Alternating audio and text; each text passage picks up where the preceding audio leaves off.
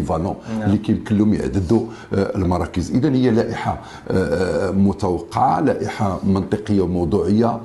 ورحمة الله تعالى وبركاته. متابعي الكرام، الناخب الوطني محمد وهبي أعلن عن اللائحة الرسمية للاعبين اللي غادي يشاركوا في كأس العالم أمريكا المنظم بين أمريكا كندا والمكسيك. وإليكم الأسماء التالية اللي غادي يشكلوا التشكيلة الرسمية للمنتخب الوطني المغربي.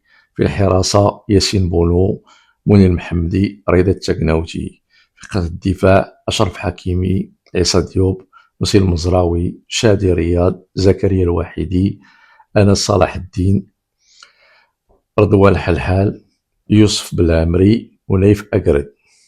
في خط الوسط عز الدين أناحي، اسماعيل السباري، بلال الخنوس، نائل العيناوي، سفيان المرابط، أيوب بوعدي، الوافد الجديد، سمير مرابط، أيوب ميموني، سفيان رحيمي، عبد الصمد زلزولي، شمس الدين طالبي، ياسين جسيم، إبراهيم دياز، أيوب الكعبي. في خط الهجوم مجرد ملاحظة ربما حتى نتوما غادي تلاحظوها، شاركنا في كأس روسيا، كأس العالم روسيا، 3 حراس: بونو، منير محمدي، رضا التقناوتي.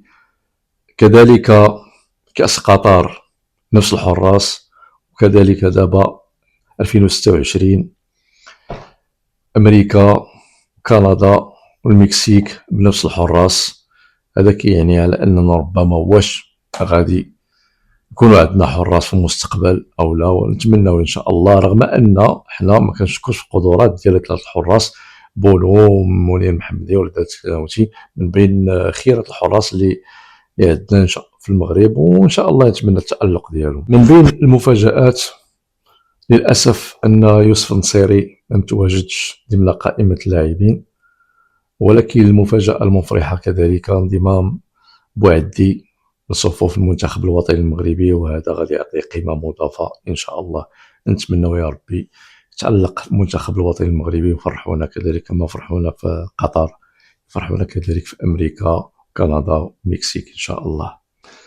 هذه اللائحة البعض من المحللين الرياضيين كان منتظرها، كان متوقعة، والبعض انتقدها، وغادي نسمعوا بعض الآراء ديال المحللين اشنو كيقولوا بخصوص هذه اللائحة، ونسمعوا الآراء والتحليل ديال السي محمد الماغودي اشنو كيقول بخصوص هذه اللائحة. اللائحة كانت واضحة جدا.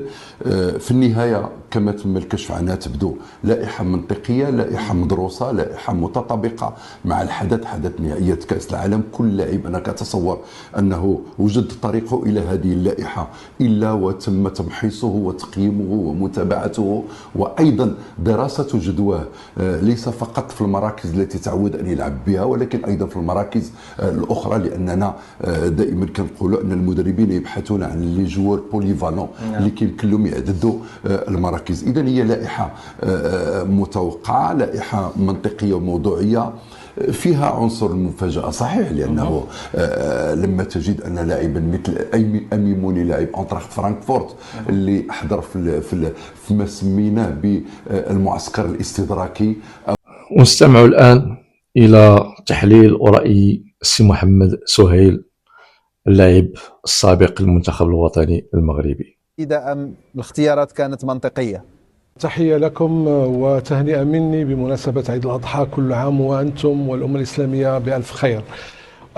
مرت 2 ساعات ونصف الآن ولا حديث في المغرب إلا عن هذه يعني القائمة المونديالية. نعرف المغرب وشغب الشعب المغربي في المنازل، في المقاهي، حتى أنا أتواصل بمكالمات الجميع يتحدث ويحاول أن يقرأ هذه التركيبة التي اختارها المدرب محمد وهبي لمونديال القادم.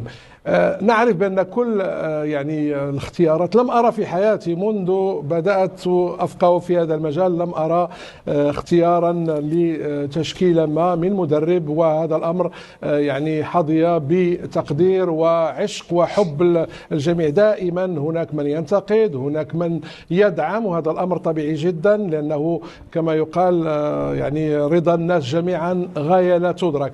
لكن دائما يبقى السؤال، هل هذه الاختيارات منطقية؟ هل هناك مجاملة؟ هل هي اختيارات عاطفية؟ كل يراها من زاويته. هناك أيضا من يدخل في الاختيارات بحكم الانتماء للأندية. هذه كل الأمور معروفة، لكن أعتبر أنه الآن الذي يفرض نفسه.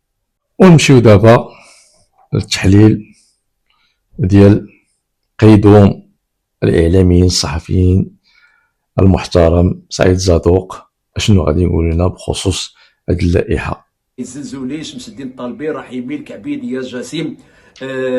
ثم المفاجاه هي الميموني ما تعرفوا حتى شي واحد، ولكن لما بحثت عليه لقيت بان واحد اللاعب باقي صغير عنده 21 سنه. 21 سنه تيلعب في القسم الرابع، وقيل كان تيلعب في القسم الرابع دابا الان فرانكفورت، ولكن فرانكفورت اللي يحسب المدرب على انه يمكن قرا حتى التحليل المنطقي التعاقد ديالو مع فرانكفورت داروا معاه عقد حتى ل 2031.